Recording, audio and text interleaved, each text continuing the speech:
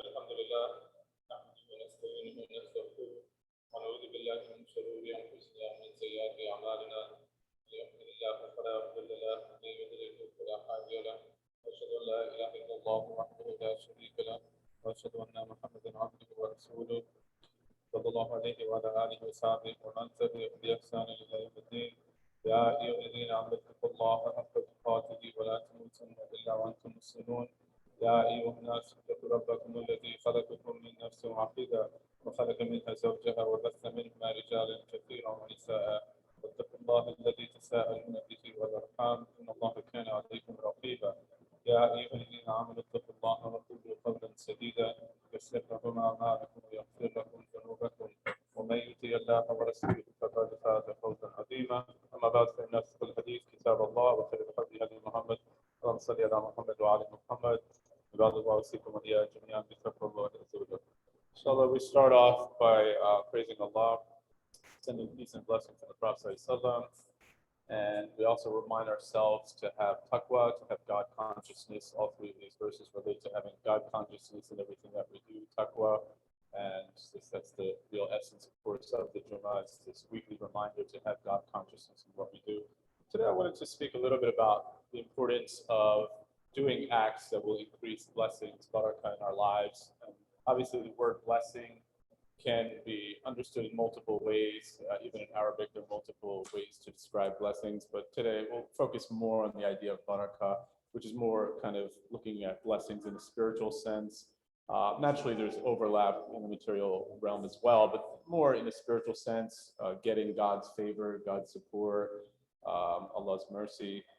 So what types of things will get us in this path? And of course, Ustaz Iftikhar shared on Eid the story of the family of Ibrahim alayhi salam and how obviously they were a blessed family. So it doesn't mean that one doesn't have challenges in their lives. Of course, there will be challenges. Even the prophets, and in fact, the prophets had the greatest challenges as well as the righteous folks, but they were able to deal with these challenges in the best way because they knew Allah's support was near. So that is something that we should remind ourselves of. And we heard very nicely on Eid about some of the stories that involve Hajar alayhi salam and Sarah alayhi salam, Ibrahim alayhi salam, as well as his children. But we'll look into some other things as well today. And a good example would be the story of Maryam alayhi salam. We know that she was, during childbirth, the pain was so severe that she has an expression that she says, which we find in Surah Maryam, where she says, oh, I wish I had died before this and was in oblivion forgotten. And then, so obviously, she was in this very difficult state. And then Allah tells us that she then heard a voice that said not to grieve, and that there was a spring beneath her. And so she was kind of given that support. And I heard this local sister, who was talking about how oftentimes Muslims try to explain this verse away because it shows kind of, she's kind of expressing this pain and grief that she has. And a lot of people say, oh, once you have faith in God, there's no pain and this and that. But she said this actually was something that really related to her as somebody who had given birth, that she did have this feeling as well. And so it's not about not having these human emotions and feelings during difficult times, but just being aware and knowing that Allah's support is there, having that tawakkul. That's really what it's all about. And we know, of course, the greatest example is the Prophet ﷺ for us. And he had plenty of challenges in his life as the last messenger. And yet he was always reminded that things would work out in the end, right? Whether it was visions, whether it was through revelation, whether it was Jibreel, the angel, telling him such. that he had this type of understanding that we strive for, and we hope to have at least elements of it. Of course, we're not going to fully be able to reach the level of the Prophet ﷺ, but at least we can move in that direction. So what comes to mind when we look at the lives of the great ones, the prophets, the Salihin, is that they had this type of ikhlas, sincerity. They had sincerity when it comes to Allah, in their relationship with Allah, as well as in the way that they dealt with other people. Right? They were very sincere people. I was listening to the Sheikh Imam Fodi Drame, who's from West Africa, and he was talking about how in the Quran, Allah praises the Prophet ﷺ for one attribute specifically, and that's his character. وَإِنَّكَ لَعَلَى خُلُقٍ عَظِيمٍ. And obviously we can praise the Prophet for so many things, but specifically Allah is reminding us of that, how important it is to have this good character. And we also have that great hadith about how that was the purpose of why the Prophet came, was to perfect character.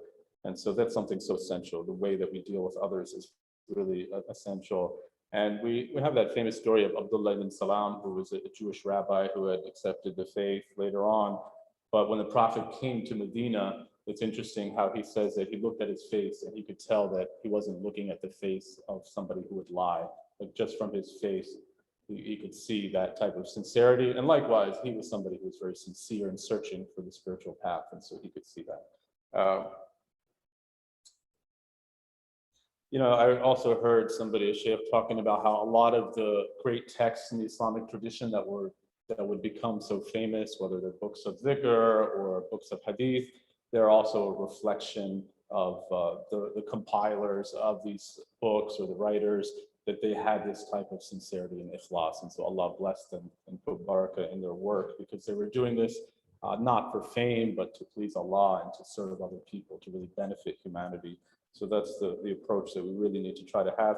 And, even when we look at modern day times, in relative recent times, let's say like 50 years ago, Malcolm X, if you look at his life, a very sincere seeker of the truth and just a sincere person in general. And if you read his autobiography, you kind of really see that. I mean, there's obviously countless examples on a more local level. I'm sure we see that with people around us and our families and whatnot. But I think, it's really nice to see that, especially after Malcolm X came back from Hajj. There's a really nice interview. Even if you just Google Malcolm X, that'll be the first thing that comes up. I think it's from 1965. It's this short, I think 7-minute clip where he's being interviewed by 3 men. And he's just kind of explaining sort of the progression of his views and his views, his transition to more Orthodox Islam. But then at the end, even one of the interviewers says, I want to thank you for being here. I can tell you're a very sincere man. It takes a lot of courage to change views, knowing that, being able to admit when you're wrong and to evolve. So, you can see that. And so that's something that we should really strive for, is to have this type of ikhlas, this sincerity.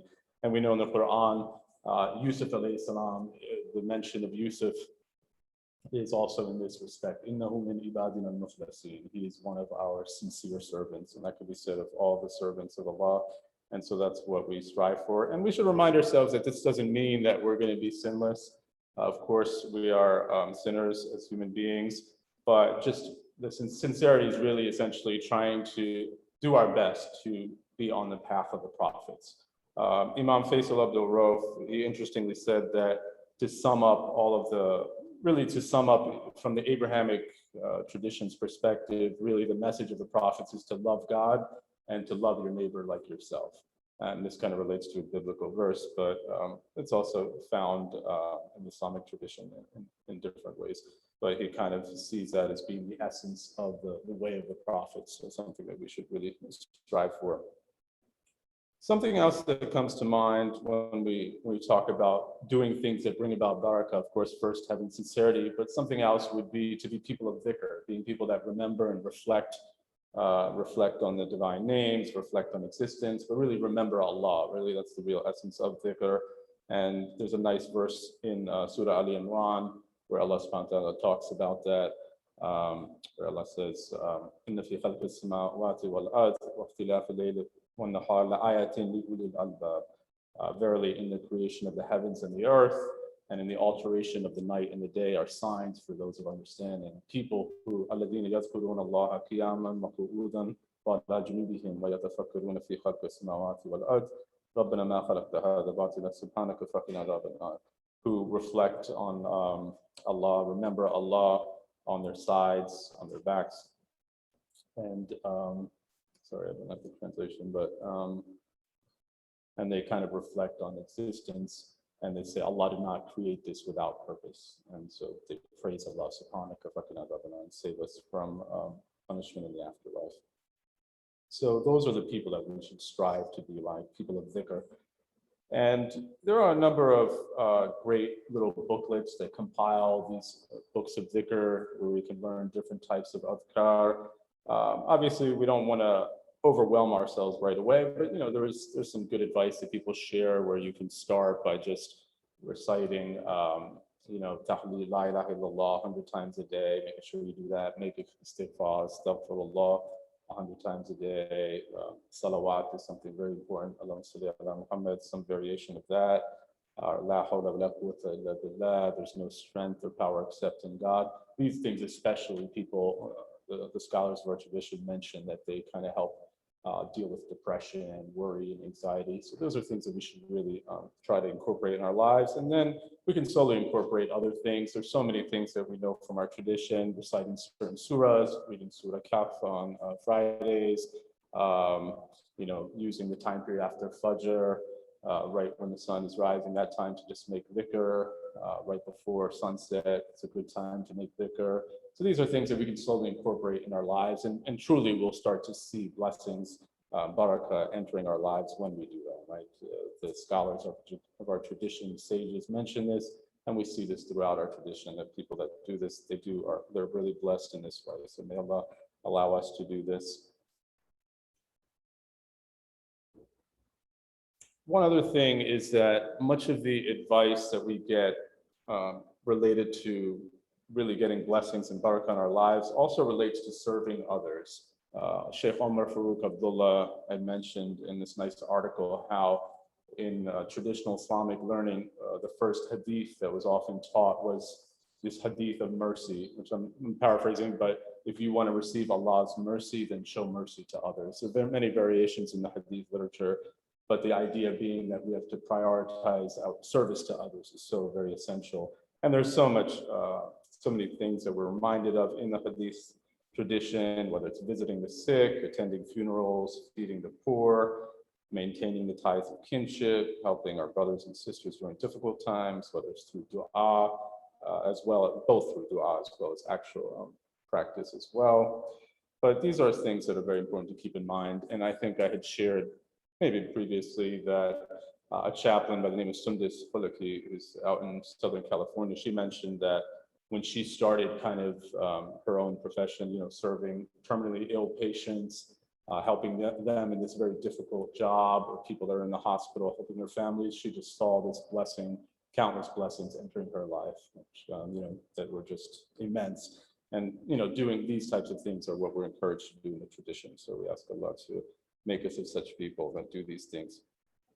There's also a very nice hadith, but let's just take a moment and ask Allah forgiveness. أقول قولي هذا استغفر الله لي ولكم ولسائر المسلمين فاستغفروه إنه هو الغفور الرحيم.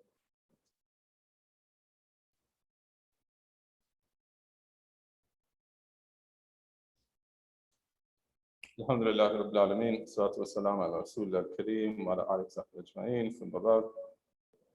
There's a nice hadith in which the same person that I mentioned, Abdullah ibn Salam, this is the first time he's kind of hearing the Prophet ﷺ before he had become Muslim. And they said that when he saw the Prophet, like I mentioned, he kind of, that in and of itself made him become Muslim. But he reported something that the Prophet advised the early Medinan community right upon arrival, which is a really beautiful hadith, where he says, Sallallahu Alaihi Wasallam, Ya ayyuhan nas afshu salam wa at'imu ta'am wasilu al-arham wa sallu bil-layli wan nasu niyam tadkhulu al-jannah bis-salam. It's a very nice hadith that, it starts off with salam, O people, spread peace, spread the greetings of peace, feed people, maintain the ties of kinship, and pray at night when others are asleep, and you'll enter Jannah peacefully. So these four things are mentioned, just greeting people in a good way, spreading the greetings of peace, feeding people, maintaining the ties of kinship, and praying the night prayer, and you'll enter paradise peacefully. So we ask Allah to allow us to be of such people. I recently met with a friend who's from this area, Imam Sami Abdulaziz, who's a chaplain at DePaul University. But he was kind of mentioning how his dream is really to start a healing center, a farm that really feeds people regularly, because it's a nice tradition that he sees in the Sikh community, which is also found in the Muslim community, but he feels like it should be something that's more prevalent in the Muslim community, where Muslims are out in nature, growing their own food and feeding people. So it's a dream he has, which is really nice. And it was nice how he shared with me this really nice saying of Sheikh Abdul Qadir al-Jilani, where he said, if I had all the treasures of the world, I would spend it all on feeding the poor. So what a beautiful saying, and obviously a reflection of such an immense and great figure in Islamic history, Sheikh Abdul Qadir al-Jilani, that if I had all the treasures of the world, I would spend them all on feeding the poor. And another thing that my friend Imam Sami had mentioned was how oftentimes, especially when we're living in the suburbs, we're kind of isolated from a lot of the difficulties that take place in socioeconomically disadvantaged areas. And that's something that we should really take to heart, because we know the Prophet ﷺ really, and all the prophets, and my friend was mentioning this, all the prophets interacted with the poor. And so if we're not doing that, that's a real big deficiency on our part. And there's even traditions saying that a walima that doesn't, invite the poor is not blessed, or it's not blessed. So, these types of things where we are reminded that we have to kind of humble ourselves and interact with everybody. And, as we know, somebody that many of us admire, Imam Sahib Sultan, who passed away not too long ago, just 2 months ago. He shared some really good advice. I remember when he came to Swarthmore, and I probably shared this before, but just how at one point in his life he was dealing with, when he was in college, he had some depression, and when he made a concerted effort to really incorporate dhikr, as I'm mentioning, in his life, as well as working on loving Allah more and loving the Prophet ﷺ more through dhikr, as well as salawat, that he saw this transition happening in his life. And so that's some great advice from somebody that really, I think, lived the tradition in our modern day times. And, even from a secular perspective, all this advice, even people who aren't, well, maybe some of them religious, but I was recently listening to somebody who lost her brother to suicide, and she mentioned how what really helped her get out of depression was serving other people. So this type of thing of being out in nature, serving others, is just universal advice. And of course, from our tradition, we add praising Allah, remembering Allah, and understanding who's responsible for all of this. And that will truly allow us to be in a state of contentment by having barakah in our lives. And very lastly, we wanted to just sort of remind ourselves of the importance of fighting for social justice, fighting against oppression. CARE is doing a great campaign trying to lift up the suffering of the Uyghur people in what is now Western China, Xinjiang, I believe it's called, or East Turkestan, I think traditionally. But as many of us know, at Swarthmore, we had a speaker come in from this community, Asadullah Uyghur, and he kind of shared some of the atrocities that are taking place there. And the people there are suffering significantly and very seriously, unless people are willing to toe the line and really basically not be observant Muslims and not stick to their culture and their traditions. Unless they do that, they're sent to these re-education camps, and they're suffering quite a bit. So we're remembering them, and many of them have been killed as well. So we want to kind of honor them and work towards fighting for justice for the Uyghur people. And it's very unfortunate that so many countries around the world, just because of the strength of China, have refused to speak up for the Uyghurs, including, I'd say, most Muslim countries. It's very sad to see, but they haven't spoken up. In fact, they've oftentimes defended the Chinese government's treatment, which is just absurd. But As people living in this country, of course, we have the ability to speak for them, and we should, and we must do that. And we really, we thank CARE for bringing this to our attention. There's some pamphlets and other material that CARE has produced, so I encourage everybody to look into that cause. And inshallah, after the prayer, we can do salatul janazah. There's a way to do janazah in absentia for those that aren't present. And so there's some scholarly authority that allows that. So if you're comfortable with that, we can do that after the prayer. Inshallah, we can close there, and we can end by repeating La ilaha illallah, the greatest of dhikrs. And we ask that Allah send His peace and blessings on the Prophet as Allah tells us in the Quran, when Allah says, Inna Allah wa malaikatahu yusalluna ala nabi, ya ayyuhalladhina amanu sallu alayhi wa sallimu taslima, Allahumma salli ala Muhammad wa ala ali Muhammad kama sallaita ala Ibrahim wa ala ali Ibrahim innaka Hamidun Majid.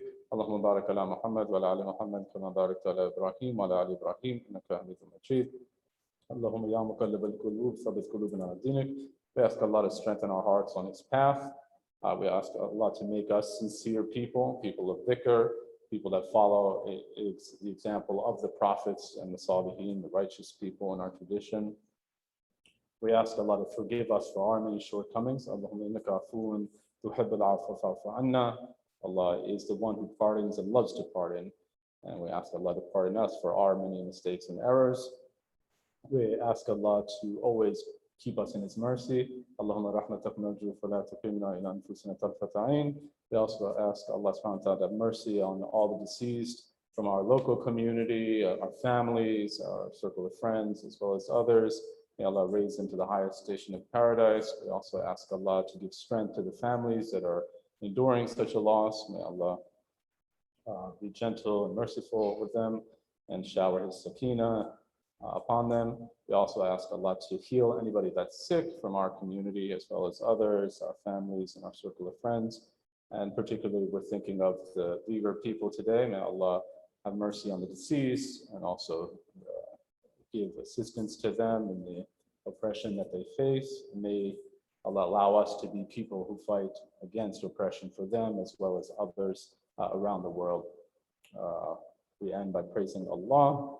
آخر دعوانا الحمد لله رب العالمين ربنا آتنا في الدنيا حسنة وفي الآخرة حسنة وقنا عذاب النار آمين سبحان ربك رب العزة عما يصفون وسلام على المرسلين والحمد لله رب العالمين آمين. عباد الله إن الله يأمركم بصلاة فقوموا بها وينهى عن صلاة فاجتنبوها إن الله يأمر بالعدل والإحسان وإيتاء ذي القربى وينهى عن الفحشاء والمنكر والبغي يعظكم لعلكم تذكرون أقيموا الصلاة. You can stand for prayer. Thank you, Omar.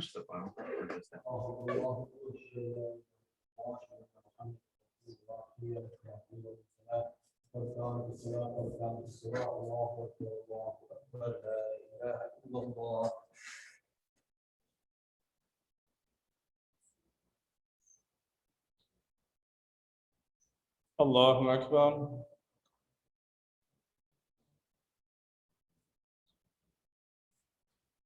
الحمد لله رب العالمين الرحمن الرحيم مالك يوم الدين إياك نعبد وإياك نستعين اهدنا الصراط المستقيم صراط الذين أنعمت عليهم غير المغضوب عليهم ولا الضالين ولله ملك السماوات والأرض والله على كل شيء قدير إن في خلق السماوات والأرض واختلاف الليل والنهار لآيات لأولي الألباب الذين يذكرون الله قياما وقعودا وعلى جنوبهم ويتفكرون في خلق السماوات والأرض ربنا ما خلقت هذا باطلا سبحانك فقنا عذاب النار الله أكبر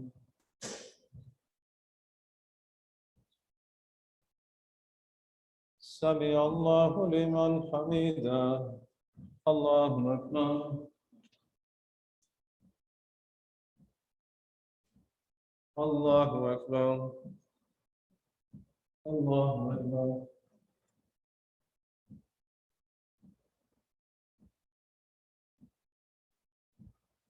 الله أكبر. الحمد لله رب العالمين الرحمن الرحيم مالك يوم الدين إياك نعبد وإياك نستعين اهدنا صراط المستقيم صراط الذين أنعمت عليهم غير المغضوب عليهم ولا الضالين. آمن الرسول بما أنزل إليه من ربه والمؤمنون كل آمن بالله وملائكته وكتبه ورسله لا نفرق بين أحد من رسله وقالوا سمعنا وأطعنا غفرانك ربنا وإليك المصير. لا يكلف الله نفسا إلا وسعها لها ما كسبت وعليها ما اكتسبت ربنا لا تؤاخذنا إن نسينا أو أخطأنا ربنا ولا تحمل علينا إصرا كما حملته على الذين من قبلنا ربنا ولا تحملنا ما لا طاقة لنا به واعف عنا واغفر لنا وارحمنا أنت مولانا فانصرنا على القوم الكافرين. الله أكبر.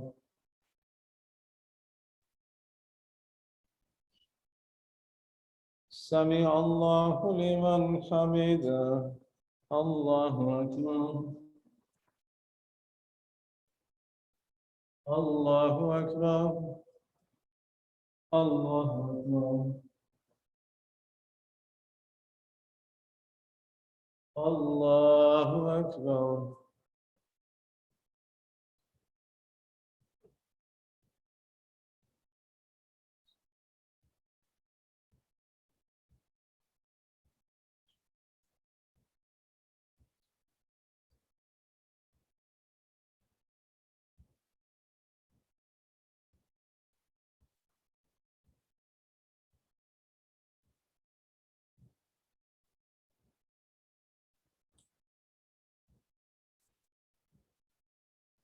السلام عليكم ورحمة الله. السلام عليكم ورحمة الله.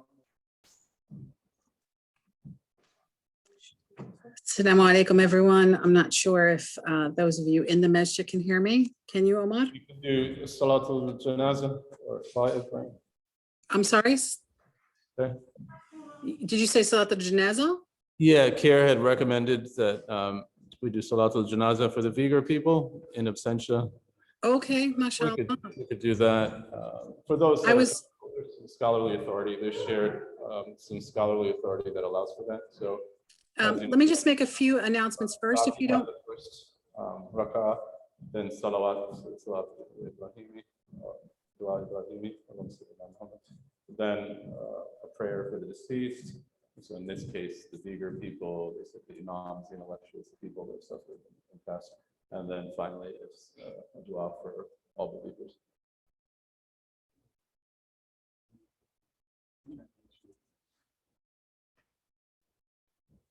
Allahu Akbar.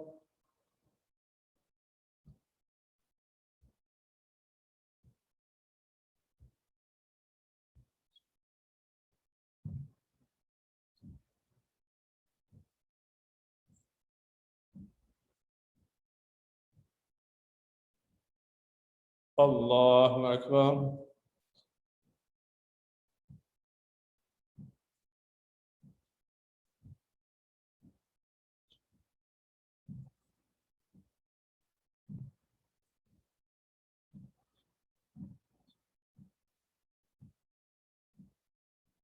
Allahu Akbar.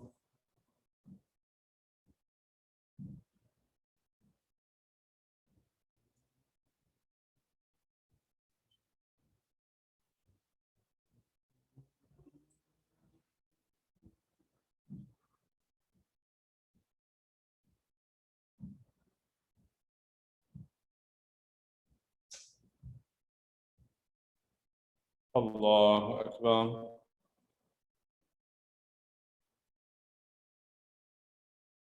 السلام عليكم ورحمة الله. السلام عليكم ورحمة الله. Jazakallah khair. Just a few announcements for this week. So Eid Mubarak to everyone. Inshallah, everyone enjoyed Eid al-Adha and these. If anybody can stay, we're going to be listening to Jacob Bender from here. Jacob's actually not able to join us today. So unfortunately, he had something come up last minute. So inshallah, he'll be joining us in September, inshallah. But we will be back to our regular CLD program next week. And Tahia, would you like to make the announcement since you're there, or would you like me to? No, please do. I'm just. Okay, inshallah. Reason. Inshallah. So inshallah, we'll do our regular CLD program beginning again next week. And just a few announcements. The Family Fun Night and Potluck will continue on the second Saturday of the month. So the next one is August 14th from 6 to 8 p.m. Please bring your family, your favorite dish, and enjoy spending time with your fellow community members. We're looking forward to seeing everyone there, inshallah. And we're looking for event ideas. Do you have an event idea? Do you have something you'd like to do with the community? If so, please reach out to our Board of Trustees through our website, www.mainlinemuslimsociety.org. You can email us at info@mainlinemuslimsociety.org. We're always interested in hearing more ideas, inshallah. Thank you all for joining us. Inshallah, we apologize that Jacob was unable to join us today, but inshallah, we look forward to going back to our regular scheduled programming, the Community Learning and Dialogue series next week, inshallah. Thank you, everyone. Juma Mubarak. Assalamu alaikum, everyone. Salaam alaikum.